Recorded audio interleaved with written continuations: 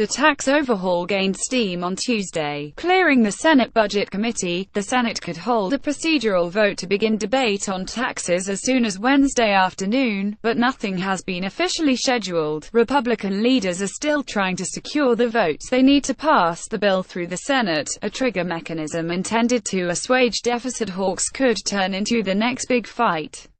Senator Michael B. Enzi of Wyoming, the chairman of the Senate Budget Committee, Center, and Senator Bernie Sanders of Vermont, second from left, during a hearing on Capitol Hill on Tuesday. Al Drago for the New York Times. When will the Senate vote? Now that the tax overhaul has been approved by the Budget Committee, the spotlight turns from the panel's 12 Republican members to the 52-member Republican Conference. The big question: will 50 Republicans get on board? The Senate could begin to consider the tax overhaul as early as Wednesday afternoon. The first step would be a procedural vote to begin debate on taxes. If that vote succeeds, the ensuing debate would be limited to 20 hours, followed by a marathon series of amendment votes, a ritual known as a vote-a-rama.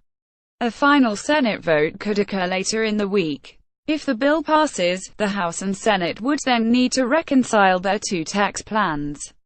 An uncommitted Republican says he's on board. Senator Jerry Moran, Republican of Kansas, was a surprising holdout as his party worked to repeal the Affordable Care Act this year. Now the goal is a tax overhaul, and Mr. Moran cautioned against adding to the debt as a result of the legislation.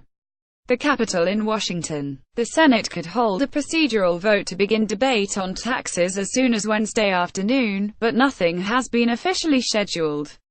Zach Gibson for the New York Times. But Mr. Moran said on Tuesday night that he supported the Senate plan. I expect to vote for the tax reform bill, but will continue to talk with my colleagues on ways to improve the legislation, he said in a statement. A new provision could trigger more fights. The latest idea among deficit-conscious Republicans is to install a trigger in the bill that would cause taxes to rise if the anticipated revenue falls short.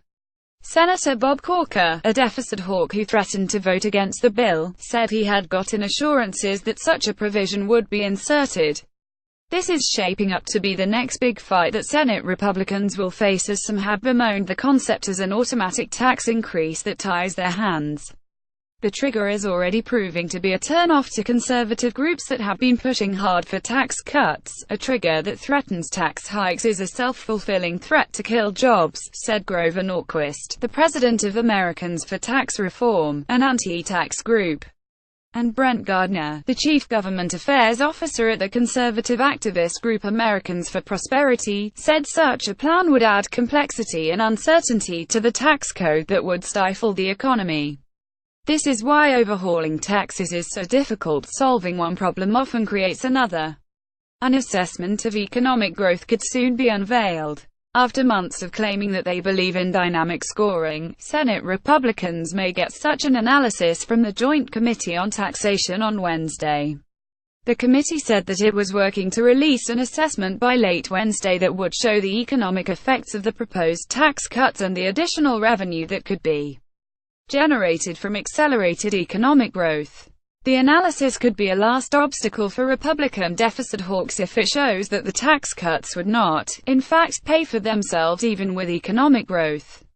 Several Republicans dismissed that possibility on Tuesday, suggesting that they were confident that the plan would be revenue neutral or insisting that they did not want to get into hypotheticals before the release of the report.